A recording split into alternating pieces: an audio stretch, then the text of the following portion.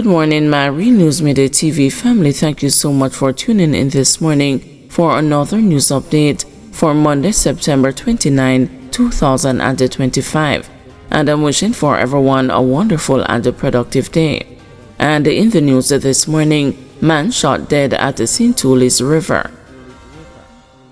Police were on a murder scene along a section of the Sintulis River near the Manchester-Clarendon border, where a man was shot by an assailant on Sunday afternoon. The man's identity has not yet been ascertained. However, a police source said the man is believed to be in his 20s.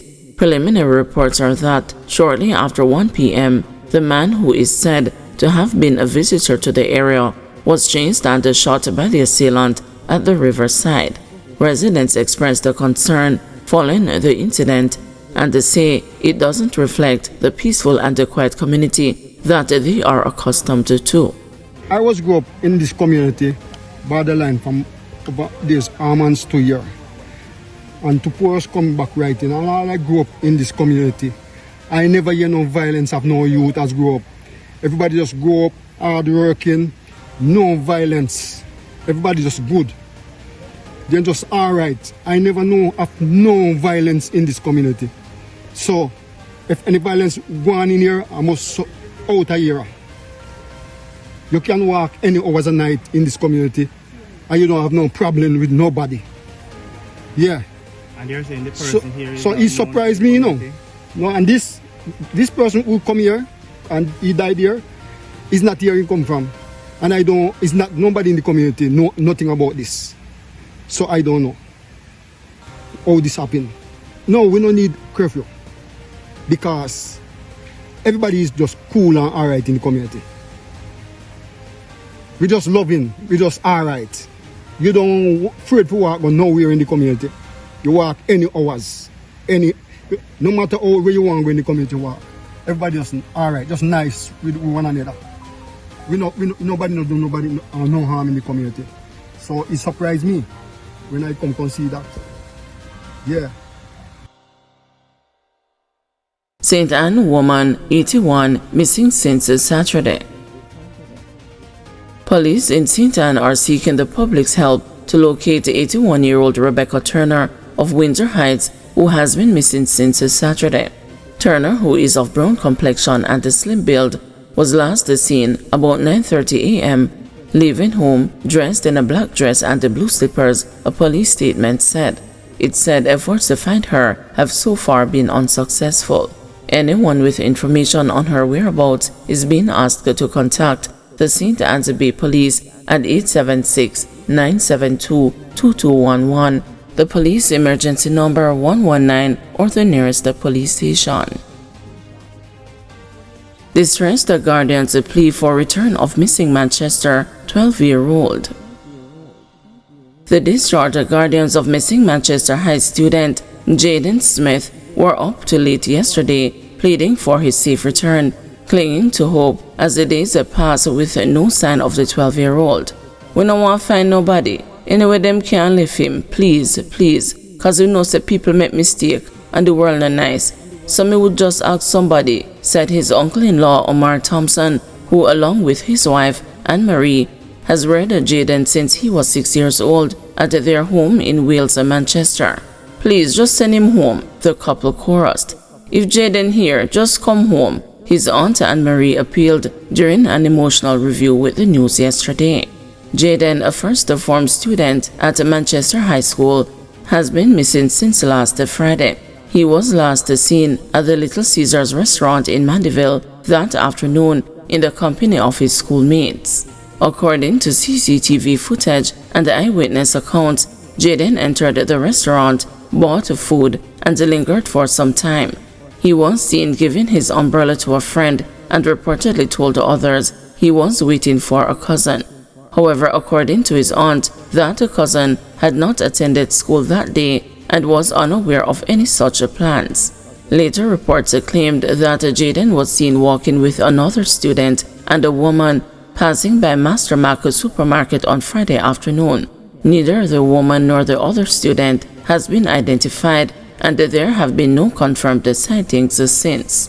The Thompsons shared that Just the day before his disappearance, Jaden had been involved in an unfortunate accident at home.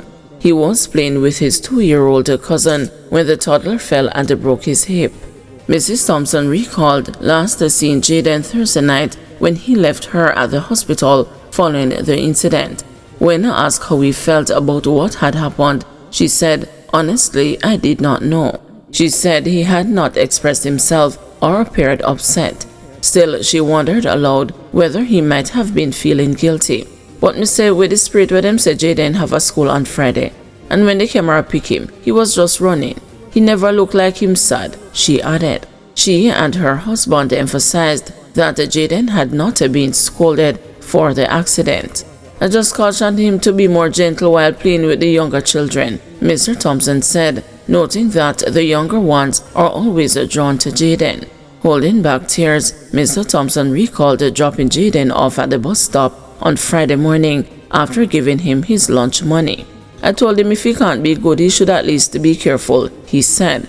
"One of the hardest time I go through. For me son down a yard no willing like Jaden. So when you see me a cry, me not cry cause me a force nothing, but just can't understand. Me can't manage it, man, trust me." His wife, equally distraught, added, "All night Friday I was up crying. At this point, me not have no tears left." When Jaden didn't return home Friday evening, the Thompsons became alarmed. They repeatedly called his phone, but got no answer. On returning to the house, they found his room dark and untouched. His school bag and uniform were missing. Despite filing a missing person report with the police, the family expressed frustration with what they described as a lackluster response from some members of the Mandeville police. They said they even had to check locations such as KFC themselves after receiving a prank call claiming Jaden had been seen there. The couple described Jaden as obedient, hardworking, quiet, and humble. He has an impressive academic record, having graduated from primary school as the top male performer in the primary exit profile exams, earning a $15,000 award before entering Manchester High. Though not their biological son, the Thompsons said Jaden is loved and treated like one of their own, even calling him their wash belly as he is a year younger than their youngest biological child. Jaden had his own room, his own space. He was comfortable. He was loved, very loved, said Mrs. Thompson. She described him as always eager to help, especially with the younger children and animals around the home. Nobody had to tell Jaden what to do. He knew how to tie the goats, clean up his room, take care of things. He was like a little man already, she said. Despite reporting him missing the very night he disappeared, the family said most of the search efforts have been left up to them. Since Friday night, the Thompsons have barely slept. Mrs. Thompson said she found herself standing by the window, hoping Jaden might just walk in late. Me stand up and me listen, just hoping to hear him, but nothing. Saturday come, still nothing. Now it's Sunday and me can't even function, she said. Me feel like my heart got tearing too.